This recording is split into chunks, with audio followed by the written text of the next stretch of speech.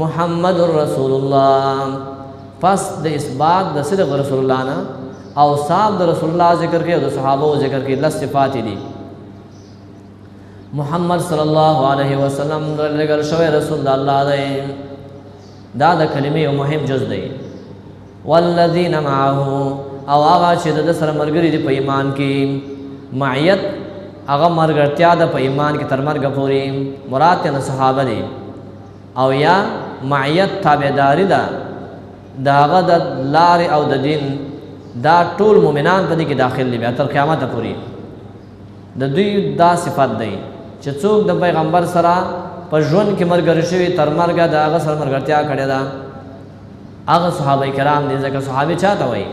چې رسول الله صلی الله علیه وسلم لیدلې ایمان ور باندې راوړی او تر مرګه په ایمان باندې پاتې شوی وي. دا غوی دا صفت دی. اشداء علی الکفار سختی کوونکي دي د کفارو سره. دا برات کوي دا غوی سره خلاف کوي دا غوی نه قتال کوي دا غوی سره.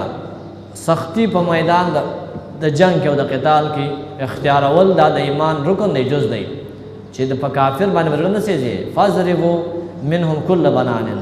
او بس په دې هر بند باندې وਹੀ او چټونه ولا غوڅوي. هیڅ نرمي او مداهنت باندې کې دغه مقابل کې دلته اشاره ده مداهنت نه کولو ته. رحما بینهم او رحم کوونکي د خپل منځ په یو بل باندې شفقت کوي او رحم کوي مؤمنانو باندې. غصه نه کوي ورته. او کچرته یو مؤمن نه د په حق کې تجاوز وشي نو زره معاف کوي رحم پې کوي انتقام هم نه اخلي او منا او محبت زړه سره ساتي. تراهم رکعا سجدا عملی صفت ادا دی. آثار د ایمان ادا دي چې ویني ودی همیشه د لاره رکوع کوونکي الله ته سجده کوونکي وي. یبتغون فضلا من الله ورضوانا. رسل د رسالت منلو نه د توحید منلو نه اولنی عمل چې په ایمان رسته فرض دی هغه مونځ دی. ځکه چې کلمه د شهادت چا اول ورپسې بس مونځ بشرو کوي. د مونځ اهم ارکان رکوع سجده ده. په دې مونځ کې د الله نه څه غواړي په دې ایمان د وجه الله نه څه غواړي. یبتغون فضلا من الله اشاره ده چې دا مونځ په اخلاص بنا دی. دا ایمان یې نه دی. اس ځان خودنه او منافقت او بل غرض نه لري دنیوي بلکې لټوي فضل او احسان د الله او د الله رضا وانتیا غواړي چې الله را باندې فضل وکي احسان وکي او جنت ته مبوزي الله را راضي شي. سیماهم فی وجوههم دا خو دا غوی باطنی نخې دي چې هغوی په خپل عمل سره د الله رضا لټوي او اخلاص په عمل کې موجود دی. نیت صفا دی. ظاهری نخې پکې هم موجود دي د ایمان او د تقوا او د پرهیزګارۍ. نخې د دوی په مخونو کې د آثار او د سجدو نه دي. د دې نه کومې نخې مراد دي؟ دا اثر به کله په آخرت کې وي. یو قول دا دی حسن بصری نقل دی چې دا خاص نخې د دوی په مخونو کې د اثر د سجدو دا به په آخرت کې وي. ځکه په هغه ورځ باندې به هغه مخونه او تندي چې الله ته سجدي کړي وي نو تبيض وجوه تک سپین بوي. او نبی صلی الله علیه وسلم هم خپل امتیان لره په هغه آثار د اودس باندې پیژني. ځکه دوی اودسونه کړي دي. لاسونه او مخونه او خپې غر محجلین سپین مخونه سپین خپې دارنګ رڼا کوونکي وي. دا نخه د دوی د مانځه نخه د دوی د اوداسه نخه د دوی د ایمان دا د دوی په دې مخونو کې موجوده ده. د قیامت په ورځ باندې د مخ نه معلومیږي چې دا د پیغمبر مرګری دی. د مخ نه معلومیږي چې دا د پیغمبر امتی دی. بس دا هغې نه به پېژندل کېږي او رسول الله به د خپل حوض نه یو جام اوبه ورته ورکوي په ګلاس کې. دویم قول دا دی چې دلته دا آثار د دوی په مخونو کې په دنیا کې دي. هغه علامات دي د سجدي چې الله ته کړي دي د شپې د طرف نه. اوس دلته هغه تهجد او قیام الليل کړی ده. د شپې منځونه کړي الله ته. د ورځې الله ته عبادتونه کړي دي. د هغې د وجې نه د دوی په مخونو کې نورانیت پروت دی. دارنګه دا د څه نه عبارت ده؟ د خشوع او د تواضع نه عبارت ده چې دوی الله ته سجدي کړي دي د الله بندګي کړې ده نو دوی کې خشوع پیدا شوی ده، تواضع پیدا شوی ده، کبر او غرور ختم شوی دی. د زړونو نه نور مؤمنانو ته حسد او کینه وتلې ده، خالص مؤمن ګرځېدلی دی. نو د دې مخ نه معلومیږي چې دا ښه سړی دی، نیک سړی دی. چا سره بغض کینه او حسد نه لري او هر څه عمل د الله لپاره دی. ځکه د نیک انسان، تقوادار انسان، د هغه د ظاهري نښو نه آثارو نه پته لګېږي انسان ته.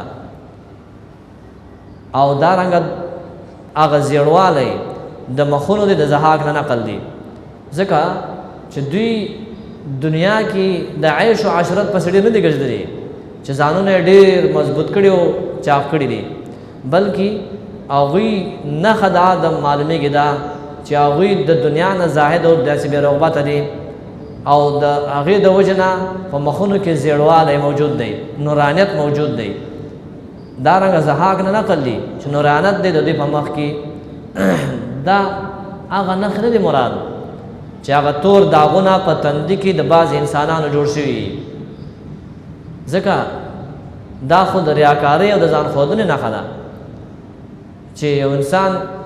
په زوره دا خپل تندی په ځمکې پورې سولوي چې زما په دې تندي کې د سجدې نښې پیدا شي، نو هغه بیا تور غوټه پیدا شي په دې تندي کې، نو دا نښه نه ده مراد. او د دې نښې نه ډېرو سلفو مخالفت کړی دی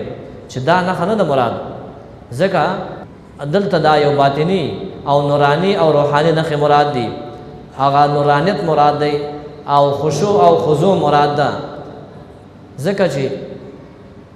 کله د انسان په زړه کې د الله نه ویری، خشوع موجوده وي،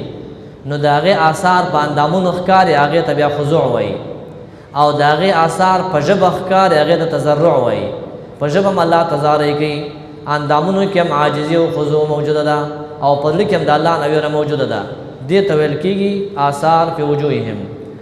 ذالک مثلهم فی التورات، دا صفت د دې صحابو په تورات کې موجود دی. ومثلهم فی الانجیل، او دا صفت او حالت دا د دوی په انجیل کې هم داسې دی چې د پیغمبر ملګري به دا صفات لري. اوس یو تشبیهي مثال الله د وضاحت دپاره ذکر کوي چې د پیغمبر د راتلو نه بعد دنیا ته او د صحابو د ملګرتیا سره دین وار په وار باندې آهسته آهسته قوت او مضبوطوالي ته ورسېده. د هغې یو مثال الله ذکر کوي په محسوساتو کې، تشبیه ورکوي د دې دپاره چې ښه علم حاصل شي، پوه حاصله شي. د دې پیغمبر راتلل دنیا ته او د هغه د دعوت شروع کول او یو کس په ایمان کې داخلېدل تر دې چې حد د قوت ته ورسېدل. د دې مثال داسې دی کزرع اخرج شطأه، لکه یو فصل دی چې هغه خپل تیغ راښکاره کړي، فآزره بیا کلک کړي، فاستغلظ نو مضبوط شي، غټ شي، پیړ شي، فاستوى على سوقه، په خپلو پنډیو ودرېږي. یعجب الزراع، خوشحالي زراعتکر زارعا، چا چې کرلی دی، لیغیظ بهم الکفار، عاقبت دا چې غوسه سي ور باندې نور زمینداران چې د ده خو ډېر ښایسته فصل شوی دی. مثلا یو چا یو دانه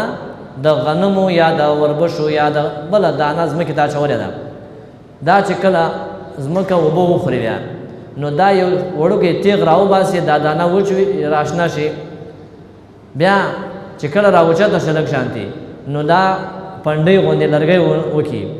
خپل په خپو باندې مضبوطه ودرېږي، بیا هغه دانې ونیسي قوي. کله چې دغه وخت کې سر وباسي غنم او غنم او دانې پکې کلکې مضبوطې ښکاره شي او غنم سیده ودرېږي، یا غنم دی یا باغ دی، هر میوه هر زراعت چې ځمکې ته دانې واچولې او د هغې نه بوټي او فصل جوړ شو. کله چې زمیندار په دې وخت کې د کور نه راوځي او د خپلو پټو طرف ته لاړ شي نو دی ډېر خوشحالېږي چې بس فصل مې ډېر ښایسته شوی دی. هغه دانې چې ځمکې نه لاندې کړې وې تیغ یې وهلی دی، په خپلو پنډیو باندې ودرېدلي دي، او بس لږ وخت پس به دا پاخه شي، وبېرې به ما ښه جوالونه او بوجې به ډکې کړمه، ښه ډېر زیات غنم او فصل به لاسته راشي. لیغیظ الکفار، دا د زمیندارانو خپل په مابین کې مقابله یې یو بل سره، د یو فصل چې ښایسته راځي د بل بیا کاره نو هغه د غوسه او خفګان زړه کې ورځي چې دا د پټې او د فصل څومره قوي او مضبوط دی او زما کمزورې دی. نو دلته کفار ویل کېږي هغه چاته چې دانې د ځمکې نه لاندې کوي زمیندار ته ویل کېږي ځکه کفار د کفر نه کفر مان د پټوالې سره دی دوی دانې ځمکې کې پټې کړي دي او د دې دپاره د هغې نه غلې او میوه او دارنګه حبوبات او دا راشنه شي دی نه نو هغه نور غصه شي خفه شي په دې خبره باندې چې د دې یو سړي فصل ډېر ښایسته راوتلی دی دا خو یو مشبه به مشبه دا دی نبی صلی الله علیه وسلم تشبیه ورکړی شوې ده د یو زارع هغه د توحید کلمه وکرل په دنیا کې نو یو بوټی راشن که لکه د ابوبکر په شانتي بیا ورو ورو نور خلق په د ایمان کې داخلېدله نو بدنه د ایمان قوي او مضبوطه شوه په خپل پنډیو باندې ودرېدله کله چې نبی صلی الله علیه وسلم په دغه وخت کې راوځي او وویني دا خپل آثار چې د تخم شیندلی و د ایمان او د توحید او دا په دې ټول عالم کې خور شو اوس داسې دور راغی چې ایمان او اسلام او دین دا په خپلو خپو ولاړ دی د دوی حاکمیت راغلی دی که مکه یې فتح کړې مدینه یې فتح کړې ده ټولو دشمنان شکست ورکړی دی نو نور کفار غصه دي چې دا څنګه یو سړی و او دومره حد د قوت ته ورسېدله چې ټول دشمنان یې مات کړه او په خپلو خپو باندې مضبوط ولاړ دي دا نبی صلی الله علیه وسلم او د صحابو او د هغوی د قوت د ایمان یو مثال دی دارنګه یو سره مفسرینو داسې ذکر کړی دی نبی صلی الله علیه وسلم زرع وکرله نو یو تیغه راشنه که ابوبکر صدیق فآزره هغه یې مضبوط او کلک په چا سره په ابوبکر دارنګه په عمر رضی سره بیا فاستغلظ ښه مضبوط شو په زمانه د عثمان رضی کې فاستوى على سوقه په خپلو پنډیو مضبوط ودرېده په زمانه د علي رضی کې دغه زمانې چې څومره فرق مخکې کېدلی نو دغه فصل قوي کېده مضبوط کېده دا ایمان او د اسلام قوت ته رسېده نو دغه وخت کې چې کله نبی اسلام وویني نو ډېر به ورباندې خوشحالېږي او دشمنان به ډېر غوسه کېږي او خفه کېږي چې دا خو کامیاب وشو په ټوله دنیا باندې دا حالت به الله راولي وعد الله الذين آمنوا وعده کړی الله د مؤمنانو سره او دغه چا سره چې عمل یې کړی وي د دوی نه مغفرتا و اجرا عظیما بخنه او ثواب ډېر لوی هغه خو ګوره یوه د دنیا وعده شوه د دنیا نصرت شو د دنیا کامیابي شوه خو د آخرت وعده هم دا ده چې الله به ګناهونه ورته معاف کړي او لوی ثواب به ورکړي چې جنت دی او د جنت مرتبې دي سوره الحجرات رب دې د مخکې سره دا دی مخکې شان د صحابه کرامو ذکر شو او د هغوی ترقي په طور د مثال ذکر شوه اوس ورته آداب بیانوي چې ګورئ تفرق ونه کوي اختلاف پیدا نه کوي که تاسو تفرق و اختلاف وکړه نو دغه شان او دغه مرتبه چې الله درکړې ده دې کې به نقصان راشي او دې کې به کمزورتیا راشي دویم مناسبت ادا دی مخکې صدق د رسول ذکر شو اوس د هغه د احترام کولو دپاره اصول ذکر کوي چې د دې اصولو مطابق تاسو دغه احترام وکړئ دعوت د صورت څه ده ذکر د اصول او د آدابو د دپاره د دفع د اختلاف او د تفرق را نه شي اختلاف را نه شي او اتحاد اتفاق په خپل ځای پاتې شي نو د دې اصولو مراعات وکړئ نو بس تر څو ستاسو ترمنځ اتفاق موجود وي دغسې به دا فصل د قوت طرف ته روان وي خلاصه دا ده چې دې صورت کې و آداب دي د دفع د تفرق دپاره او زورنه د منافقینو ته هغه څوک چې هغوی د دې آدابو لحاظ نه ساتي او صاحب د مؤمنانو ذکر کوي چې د هغوی د دې آدابو لحاظ ساتلی دی بسم الله الرحمن الرحیم یا ایها الذین آمنوا لا تقدموا بین یدی الله ورسوله اول ادب دا دی چې د قرآن کریم مقابله کې د الله د رسول د قول مقابله کې د هیڅ رایه مه پیش کوئ ځکه دې سره تفرق راځي رایهګانې خو جدا جدا دي ته چې د الله او د رسول د فیصلې نه مخکې د بل چا فیصله وړاندې کې هغه ومنې نو د یو رایه به یو شانته شي د بل به بل شانته شي هېڅ ته به اختلاف راشي د الله او د رسول د فیصلې مقابل کې د بل چا فیصله د جماعت غاړه کې خدانا څومره تفرق راغی مذهبونه شو طریقې شو ډلې شوې ذکر رايګان خو مختلف کیږي د انسانانو ترمنځ خدا الله او د رسول یو فیصله ای هغه کې تفرق اختلاف نه ټول په دې راجم شي یا ایها الذین آمنو اے مومنانو یعنی دا د ایمان تقاضا ده ایمان تقاضا دا چې څوک واقعي مؤمن وي نو د ایمان مطالبه نه دا چې لا تقدموا بین یدی الله رد دی په هغه چا باندې چې حکم کوي خلاف د قانون د قران نه او د سنت نه اے مومنانو لا تقدموا مړان دي کوي خپل رايګان خپل خبرې خپل کارونه یعنی دلته دا فعل متعدی دی لا تقدموا آراءکم واقوالکم وافعالکم خپل رای خپل قول خپل کار دا موړاندې کوي بین ید الله او رسول مخکې د الله او د رسول ته د الله د رسول او د الله د کتاب د فیصلې نه خپل رای قول او فعل مخکې کوي چې هغه شاته پرې دی خپل رای خپل قول او فعل به مخکې کوي په دې عمل کوي دا مکوي او یا دلته دا فعل متعدی په معنی لازم سره لا تقدموا بین یدی الله یعنی مخالفت مکوي د الله او د رسول ما دا غینه مخ کې کېږي د الله او د رسول خلاف مکوي دا رنګه واتقوا الله دا الله نو ویریږي ان الله سميع عليم الله اور دن کې په ذات دی نو دې آیت کریمه کې رد دی پاغه چا باندې چې حکم کوي په خلاف د قانون د قران د سنت او رد دی پاغه مبتدعين باندې چې بغیر د کتاب او د سنت د دلیل نه یو عمل کوي او هغه ته ثواب او اجر وایي ځکه الله او رسول نه مخکې شوی د خلاف کړی دی نه د دې کار امر الله کړی دی نه د پیغمبر طریقه یې کړه او یو څوک یو عمل کوي او دین ورته وایي دا رنګ رد دی پاغه چا باندې چې تحلیل او تحریم د خپل ځان نه کوي او یا د بل چا په قول باندې یو حلال شی په ځان حراموي یا یو حرام شی حلال غړي د بل چا په قول باندې او رد دی پاغه چا باندې چې هغه د عبادت او د پاره د خپل ځان اوقات مقرري تخصیص کوي د ورځو تخصیص کوي د اوقاتو د عبادتونو د پاره چې الله د طرف نه مقرر نه لکه درېمه مقرري او د مړو شپه مقرري څلوېښتمه مقرري دا نور عبادت د ځان نه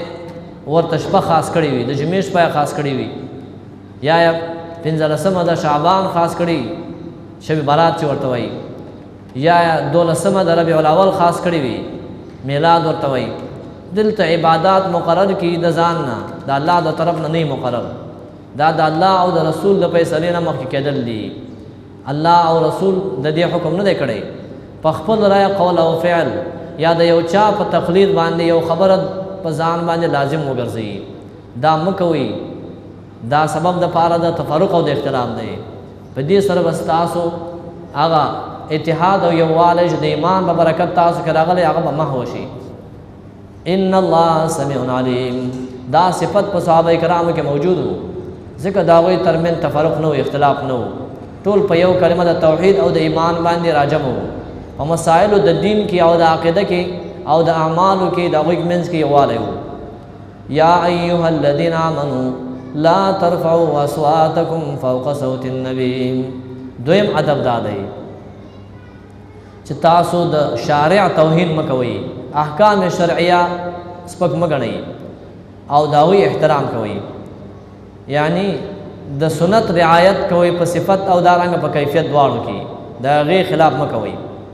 دام د ایمان تقاضا ده یا ایها الذين امنوا المؤمنانو دلته دا ندا ده یا ایها الذين امنوا مکرر راځي مقصد ذات متوجه کول دي چې د ایمان دا تقاضا ده چې څوک مؤمن ځان ته وایي د دې ادب خیال بساتي او بل د دې لپاره چې پته ولګيږي چې د هر خطاب جدا مقصد دی اے مومنانو لا ترفعوا اصواتکم فوق صوت النبی موجتو آوازون استاسو پورته د आवाज د پیغمبر نام رفع د صوت د आवाज او چتولو دا په څو قسمه ده یو خو طبعی او دارنګه خلقتن د یو چا आवाज اوچت دی نو داغه د پیغمبر په مجلس کې ناس ته لږ په لوړ आवाज نه خبرې کیږي نو دا خو پاغه باندې مکلف نه دی. دویم چې د بے پروايي د وجنه د رسول الله مجلس کې په لوړ आवाज خبرې وکړي نو دا مناسب نه دی، ځکه د نبی صلی الله علیه وسلم په مجلس کې په اوچت आवाज خبرې کول داغه د شان او د تعظیم خلاف کار دی. دریم چې د پیغمبر په مخ کې په لوړ आवाज خبرې کوي په طریقه د توهین باندې، هغه پیغمبر کم غني ځکه ور باندې خپل आवाज اوچتای نو دا کفر او بيدینه ده. او څلورم چې دی هغه رفع د مقصد دا دی چې د الله او د رسول د خبرنا د بل چا خبره اوچته وګڼي، دام حرام دی، دا سبب د پاره ده عذاب د الله دی چې د بل چا خبره مخ کې اوچته وګڼي، د کم پیر خبره، د کم امام خبره، د کم عالم خبره، د کم شیخ او د استاد خبره د الله او د رسول نه خبره نه اوچته وګڼي، دا ور تفرید او پاغي عمل وکي، دا لاندې کې هغه به برکه دا هم आवाज چتولي. ځکه د دې مبارک راضي چې ابو بکر صدیق رضی الله تعالی عنہ او عمر رضی الله عنه رسول الله صلی الله علیه وسلم په مخ کې په خبره باندې اختلاف جوړ شوی وو او ابو بکر ورته وویل چې تزما خلاف کوي پر وخت ما رات اله خلافي، هغه ول چې نستا خلاف کول نه غواړم، ارزو خپل رائے پیش کړي. په دې کې د دوی आवाजونه په یو بل اوچت شو. الله ادب راولېګا چې د پیغمبر په مجلس کې आवाजونه موجته وي دغه आवाज نه. بیا چې وکړه عمر رضی الله تعالی عنہ خبره د رسول الله په مجلس کې کولې نو دومره په پټ आवाज باندې کولې چې هغه خواته ناس کسبه نه اوریدلې، په اول ضربه انسان په نه پوهېده چې څه وویل، بیا په دویم ځل د مطالبه کېدل چې خبره بیا وکم وانه اوریدله. دومره د دې ادب خیال ساته. بیا یو صحابي و چې دغه आवाज طبعا اوچتو، هغه پکور کې ناسته نه راتلې د رسول الله مجلس ته او په جړه او په خفګانو جزو هلاک شوم،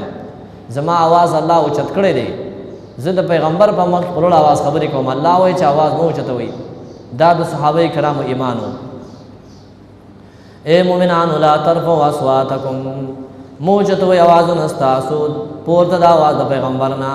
ولا تجهروا له بالقول، او پزور مکو هغه تخبر ویناګانې کا جهر بعضکم لبعض، لکه پزور आवाज کول باز تاسو باز نور ته کوم وکړنو انت بتا مالکم، دا چې برباد بچستا سو عملونه او تاسو باندې پويږئ. دلته دا هم دې کې شامل دی چې د نبی صلی الله علیه وسلم نوم په اوچت आवाज په زور باندې اخلي او چې وایي چې یا رسول الله او یا محمد. کله چې رسول الله صلی الله علیه وسلم ته مخامخ په دغه سي आवाज باندې आवाज کول جایز نه دي، او دا رنګ په نوم باندې هغه ته په لوړ आवाज یا محمد ویل منه نه دي، جایز نه دي، حرام دي، الله منع کړی دا. کله چې هغه لري د دنیا نه رخصت دی، غایب دی زمونږ نه، او اوس دلته یو څوک چې وایي چې یا رسول الله یا حبیب الله او داسې نورو الفاظ سره ورته आवाजونه کوي په لوړ आवाज، دا ډېر لوی بې ادبي ده، لوی بې احترامي ده. یو خو بې ادبي ده، دویم ندا غیر الله ته ده، شرک دی، دا جایز نه دی اوس چې سړی یا محمد یا رسول الله چې وایي. ان الذين يغضون اصواتهم عند رسول الله، دې کې بشارت دی هغه چاته چې د مخ کې آداب او لحاظ کوي. یقینا هغه کسان چې کته کوي आवाजونه د رسول الله په من خواته پخکت आवाज خبرې کوي، د رسول الله د سنت په مقابل کې خپل خبره کته کوي، د خپل امام خبره کته کوي، د مشر کته کوي، او د رسول الله خبره اوچته کوي. اولئک الذین، دا مؤمنان دي چې امتحان الله ازمایل دي الله د دې زړه د تقوا د پاره د فرزګاری، یعنی الله زړه پاک کړی دی د قبیح صفاتنا او د غلط عقیدینا. هر قبیح فکر او عقیده هغه د زړه نه پاک شوی دا، او تقوا او فرزګاری ته زړه پاک دی. امتحان د یو چا د ناکامی او د کامیابی د پاره د هغه نه تاسو نه کول دي. دلته الله مومنانو نه امتحان اغسته دي، زړه ورته پاک کړی دي، هغه تقوا ته زړه جوړ دي، خراب عقیده او خراب عملونه زړه پاک شوی دي. لهم مغفرة واجر عظیم، دوی لپاره بخنه د الله تعالی ثواب لوی دی. ان الذين ينادونك من وراء الحجرات، زجر هغه چاته دی چې د مخ کې ادب لحاظ نه کوي یقینا هغه کسان چې आवाज کوي تا د شاده پردې نه اکثرهم لا یعقلون زیاد دوی نه پوهیږي عقل من نه دي اکثر ځکه ویله چې یا خود اکثر په معنا د کل سره دی ټول نه پوهیږي هر هغه څوک چې د پردې شاته په لوړ आवाज ته چغې وایي نو دا بیا عقل نه یا دلته بعضې کسانو اوازونه بې اختیاره لوړ وه لکه هغه یو صحابي چې اواز یې بې اختیاره لوړ و کله چې نبي صلی الله علیه وسلم دغه د حال نه خبر شو ویل چې نه ته په دې کې الله نه داخل کړی په دې دې الله نه رانیسي دلته اواز اوچتول قصدن او د بې احترامۍ دپاره دی نو دا بیا چې طبعا د چا الله اواز بې اختیاره لوړ کړی نو هغه پرې نه دی مکلف ولو انهم صبروا کله چې تاسو وایاست چې کله نبي صلی الله علیه وسلم د پردې شاته دی مونږ د کور ته ورشو او د نږدې نه زموږ اواز نه اوري نو مجبور یو چې د لرې نه په اوچت اواز خبرې وکړو او ورته اواز وکړو چې یا رسول الله یا محمد چې زموږ اواز واوري او زموږ جواب راکړي الله وایي چې نه بیا به هم په لوړ اواز چغې نه وایي چې یا محمد یا رسول الله صبر به کوئ چې هغه راوځي د کور نه مجلس ته راشي مسجد ته راشي نو په ادب په احترام سره په عاجزي سره په ښکته اواز باندې خبرې ورسره شروع کړي د لرې نه چغې مه ورته وهئ ولو انهم صبروا که دوی صبر کړی وای حتی تخرج الیهم تر دې چې ته ورته راوتلی وای نو دا ادب دی ناپوهانو ته او صبر نه مراد څه دی انتظار کول دی انتظار وکړئ د لرې نه چغې مه ورته وهئ چې هغه لا په کور کې دننه دی دې ځای نه ورته اواز کوي چې یا رسول الله یا محمد انتظار وکړئ چې هغه راشي نو بیا ورسره په ادب باندې په احترام باندې په ټیټ اواز خبرې وکړئ که دا کړي نو لکان خیر لهم ادب د مشرانو سبب د خیر او د برکت دی والله غفور رحیم الله بخنه کوونکی مهربان دی نو هر کله چې د رسول الله په ژوند کې د یو دیوان نشاته رسول الله ته په لوړ اواز باندې یا محمد ویل یا رسول الله ویل جایز نه دی نو د دې ځای نه چې هغه الله د دنیا نه رخصت کړی دی او قبر په مدینه کې دی او څوک د دې ځای نه چغې وایي چې یا رسول الله یا محمد دا به څومره لوی بې ادبي وي یا ایها الذین آمنو هم بې ادبي ده او هم کلمه شرکي ده یا ایها الذین آمنو ان جاءکم فاسق بنبأ فتبینوا دریم ادب دی چې په تیر شو آداب سره اتحاد جوړیږي لیکن بعض خلک دا اتحاد خرابوي هغه چغلي کوي د یو دوست خبره بل ته رسوي دا بل هغه بل ته رسوي نو دغه مؤمن دی د دې فاسق په خبره باندې د خپل مؤمن ورور په باره کې بدګماني نه کوي چغلي کوونکي ورته نمام او قطات په ناحقه باندې با دغه پسې خبره جوړه کړې او تا ته را رسولې وي دې سره به ستا پرړه کې هغه ته خفګان جوړ شي نو ته به هم د خولې نه یو خبره وباسې بیا به ستا خبره هغه بل مؤمن ته رسوي په دې سره به ستا او د مؤمن ورور منځ کې فساد جوړ کړي اتفاق به خراب کړي بې اتفاقي به راولي دغسې کس چې د یو بل مؤمن د خولې نه تا ته خبره نقل کول تحقیق کوه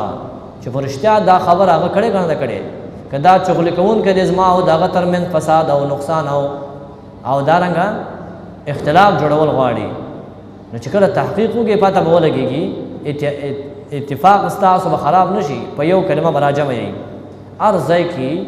د مؤمنانو دپاره د دې ادب لحاظ سره ډېر ضرور دی شیطان او د شیطان ملګري مؤمنان ورونه یووالی د زړونو ته نه پرېږدي که په یو کور کې وي په یو ځای کې وي په یو اداره کې وي هم شیطان غواړي چې زړونو کې فساد پیدا کړي نو تحقیق به مؤمن کوي لاره به فساد ته نه جوړوي یا ایها الذین آمنوا مؤمنانو ان جاءکم فاسق که راشي تاسو ته یو فاسق هغه څوک د الله د اطاعت نه وتلی دی او د بل چا خبره تا ته نقل کوي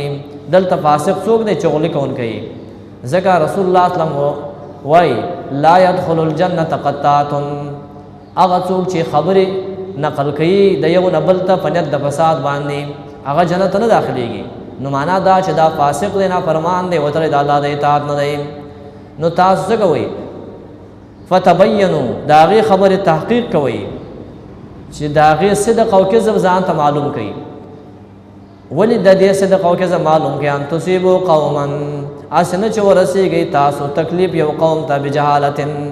په بے خبرۍ کې جهالت مراد بے خبرۍ ده د حقیقت د حال نه خبر نه هغه به دا خبر داسې نه کړي داغه مطلب بدانو یا هغه بخنی ویلې د فاسق به بدنام او تهمت لګولې دا خبره به ځان جوړ کړي تا ته ورسولې وي نو ته بیا هغه ته تکلیف ورسه ځکه چې شیطان به پتا غالب شي چې ولې تا هغه سره څه کړي تا به دا خبرې کوي ولې تا هغه سره څه دښمنی ده تا هغه ته نقصان نه سورې دی چې هغه ستا خبر داسې بده پلان کې مجلس کې تا به دا خبره کړې ده نو تم دخلونه یو څو واسه تا چې څه ویل دا رسې سم دستي هغه ته بیا بس فساد جوړي استاو دغه منځ کې نو الله وایي چې کله تاسو به تحقیقا پنا خبرې بل مؤمن ته د دې فاسق په خبره باندې تکلیف ورکړي فتصبحوا علی ما فعلتم نادمین پس شی بتا سو پاک کار چې کړه مو د پیمانه تصبحوا معنا تصيروا سبا چې کله پته ولګي بیا لږ معلومات وشي او دا خبره داغه تر غوږ ورسیږي تحقیق وشي نو بیا پته ولګي چې دا خو معنا حق په دا خبره کړه دا ما ته خبره دروغ راځي وا پیمانه به پیمانتیا ګټه نه رسي ځکه اوس فساد راغلی دی اوس زړونو ته خفګان ورسېد ستا او دغه د خبرو د وجې نه ځکه نو بیا تحقیق دې خبره د چا مه منئ او دا آیت کریمه محدثین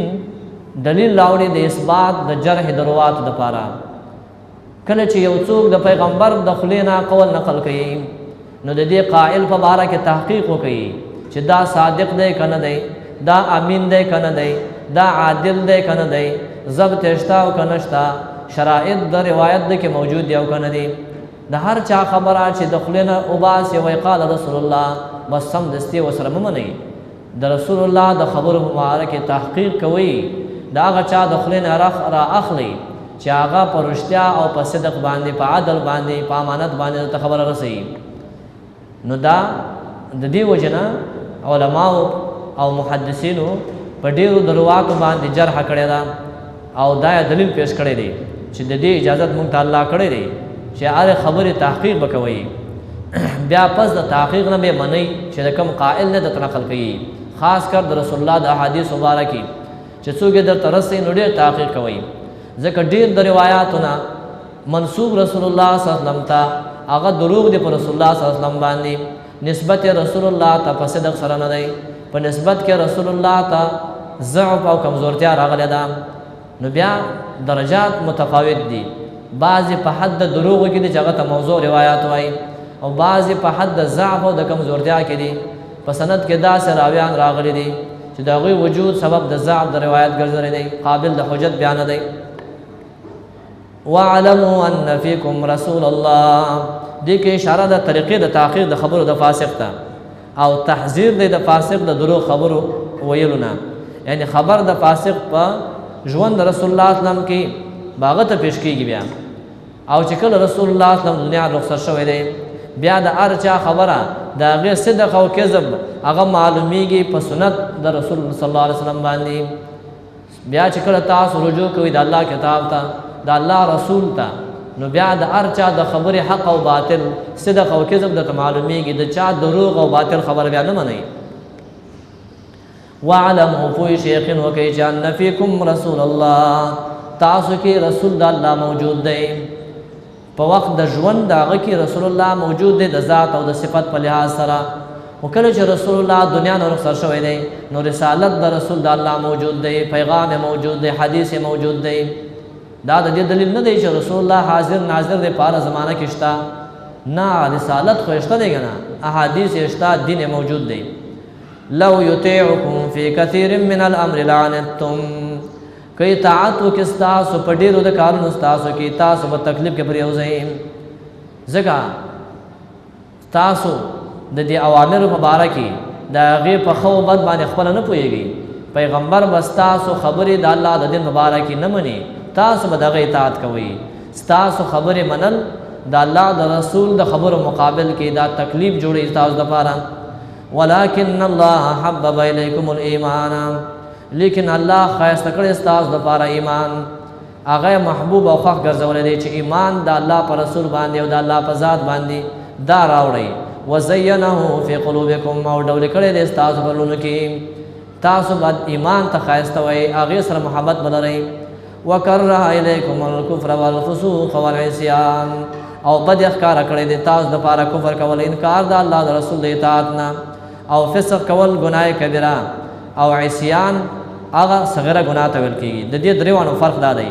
کفر انکار د اطاعت د الله او د رسول نه او فسوق هغه غټ ګناهونه چې د الله او د رسول نه فرمانه راځي عصیان واړه ګناهونه دي دا الله بد ښکاره کړي دي دا دلیل دی خبره دی اوس انسان ته څه پته لګېږي چې ما ایمان زما په زړه کې محبوب دی که نه دی او ایمان زما په زړه کې ما ته ښایسته شوی دی که نه دی کله چې تا د کفر نه بد ګڼله او فسق او نافرمانی دې بده ګڼله ګناه دې بده ګڼله په ګناه خفه کېدلې او د ګناه په تا باندې داسې درون پرېوته لکه په سر باندې چې غر را پرېوتی وي پوه شه چې ما په زړه کې ایمان موجود دی الله راته ایمان ښایسته کړی دی او چې کله د انسان ګناه کوي وړه یا غټه هېڅ پروا نه کوي لکه یو مچ چې د چا به پوزه کیني او ایسته یې وشړي نه په راتلو خبر شي نه په تلو باندې دومره باکې پرې نه نو یو سړی ګناه کوي هېڅ پروا یې پرې نه دلیل دی چې ایمان یې په زړه کې جوړ نه دی ایمان یې ښایسته کړی نه دی نو په ګناه نه خفه کېږي او مؤمن چې دی هغه په ګناه خفه شي بوج شي ور باندې درون شي ور باندې نو دا د دې دلیل دی د په زړه کې ایمان موجود دی اولئک هم الراشدون دغه کسان دوی هدایت مندونکي او په رشد او په هدایت روان دي فضلا من الله دې کې اشاره ده چې تېر شوي اوصاف د الله په فضل ملاویږي دا د وجې د فضل د الله نه دی مفعول له دی لاجل الفضل د وجې د فضل او د احسان د الله د طرف نه و نعمت او خاص نعمت د الله دی والله علیم حکیم الله پوهه حکمت والا دی وَإِن طَائِفَتَانِ مِنَ الْمُؤْمِنِينَ اقْتَتَلُوا څلورم ادب دا دی یعنی کم وخت چې د فاسق د خبرو نه یو نقصان پیښ شي او دارنګه د فاسق د خبرو نه منل وشي نو د هغې سبب هغه دا دی چې مؤمنانو منځ کې اختلاف پیدا شي او مؤمنان په جنگ سره واقع شي دغه د مؤمنانو مابین کې جنګونه راځي قتل و قتال راځي د خولې و دلات جنگ راځي اختلافونه راځي دا ذکر راځي چې د فاسقانو خبرو ته غوږ ایښودلی وي چغلې کوونکو خبرو ته غوږ ایښودلی تحقیق یې نه وي کړی خبره اخلي بیا فساد او اختلاف او جنگ ته جوړه شي تاسو ته پته ولګېدله چې دغه دوه مؤمنانو ترمنځ یو فاسق فساد جوړ کړی دی او دوی په اختلاف کې اچولی دي بله ډله د مؤمنانو دې راپاڅېږي د دې دوانو ډلو تر مابین دی روغ راولي دا فساد دی د من نه وباسي وَإِن طَائِفَتَانِ مِنَ الْمُؤْمِنِينَ که دوه ډلې د مؤمنانو اقتتلوا خپل منځ کې جنګ وکړي فَأَصْلِحُوا بَيْنَهُمَا روغ راولي د منځ کې په نصیحت کولو سره په دعوت کولو سره ورته ووایه چې راشئ د الله د کتاب او د سنت فیصلې ته هره مسله باندې چې مو جنګ دی اختلاف دی راجع کې کتاب او سنت ته مسله حل کېږي فإن بغت احداهما على الاخرى اوس کدا دوان ډلو کې یو بغاوت کو بل باندې یعنی یو ډله فیصله د کتاب او سنت را چې بس الله او رسول څخه فیصله کړي موږ تیار یو بل ډله د دینه بغاوت کې هغه نه مني په ضد باندې ودرېږي نو د دغه یو ډله مقابل کې بیا یو شی چې هغه باغیان دي فقاتل التي تبغي پس جنگ وکړي دا غډل سره چې بغاوت کې حتی تفي الى امر الله تر دې چې را واپس شي د الله حکم ته چې د الله کتاب دی د سنت د پیغمبر دی دارنګه یو ډله د مؤمنانو هغه حاکم شرعي دی خلیفه شرعي دی امیر د مؤمنانو دی بل ډله د هغې نه خلاف جوړه شوې ده بغاوت یې کړی دی ته ورشه اول دی باغیانو ته نصیحت وکړه که په نصیحت باندې امیر اطاعت ته رالل بغاوت یې پرېښوده خو ډېره ښه که رانله نو دلته د دې امیر شرعي ملګرتیا وکړي او دغه باغیان سره زور وکړي جنگ ورسره وکړي چې دوی د الله د رسول امر ته راشي او د امیر اطاعت ته راشي د باغیانو سره قتال د هغوی د بغې د وجه نه دی د کفر د وجه نه دی ځکه چې بغاوت سبب د ګناه کبیره دی کفر نه دی خو دا هغه ګناه کبیره ده چې د ده سره قتال جایز ګرځېږي فإن فات فاصلحوا بینهما که چېرته رجوع یې وکړه د الله د کتاب فیصلې ته نو بیا روغ راولې په میان د دواړو ډلو کې بالعدل په انصاف او په عدل سره په توحید او سنت سره واقسطوا او عدل کوي ظلم مکوي او د ظلم خلاف کار کوي اقصد زمانہ زیل الظلم بالعدل دا ظلم چې سبب د اختلاف جوړ شوی دی دا ختم کړي د عدل او د کتاب او سنت په فیصله سره ځکه د دې حاکم نه چې چا بغاوت کړی دی شاید چې یو داسې مسله وي چې دلته یو چا نه د عدالت خلاف کار شوی وي نو حاکم هم عدالت ته راوبولئ د هغې نه چې چا خلاف هغه هم عدالت ته راوبولئ ټول په یو عدل کې راجمع شئ ان الله يحب المقسطين یقینا الله خوښوي عدالت کوونکي انما المؤمنون اخوان دلته علت د دې خبرې دی ولې اصلاح پکار ده مؤمنان خپل منځ کې جنگ ته او قتال ته پرېښودل نه دي پکار ځکه مؤمنان خو ورونه دي په دین کې او د ورونو ترمنځ اختلاف چې دی دا لوی نقصان دی نو فاصلحوا بین اخویکم روغ راولئ د خپل ورونو مؤمنانو ترمنځ اختلاف د نسب ته اعتبار نشته اختلاف د ژبې ته اعتبار نشته اختلاف د مال او د قوم ته اعتبار نشته بلکې مؤمن چې په ایمان کې ملګری شو بس تا ورور دی نو په بله وجه ورسره اختلاف مه کوه چې دا زما د قوم نه دی د ده ژبه زما نه جدا ده د رنګ زما نه جدا دی بس د ایمان په وجه ورورولي ورسره کوه او د الله نه ویرېږي لعلکم ترحمون د دې لپاره چې په تاسو رحم وشي د الله په بندګانو رحم وکړئ د هغوی ترمنځ اختلاف ختم کړئ چې ستاسو باندې الله رحم وشي ځکه رسول الله فرمایي حدیث مسلسل بالاولیه ورته وایي الراحمون يرحمهم الرحمن ارحموا من في الارض يرحمكم من في السماء هغه مخلوق د ځمکې باندې رحم وکړي هغه ذات چې په اسمان کې دی هغه په تاسو باندې رحم کوي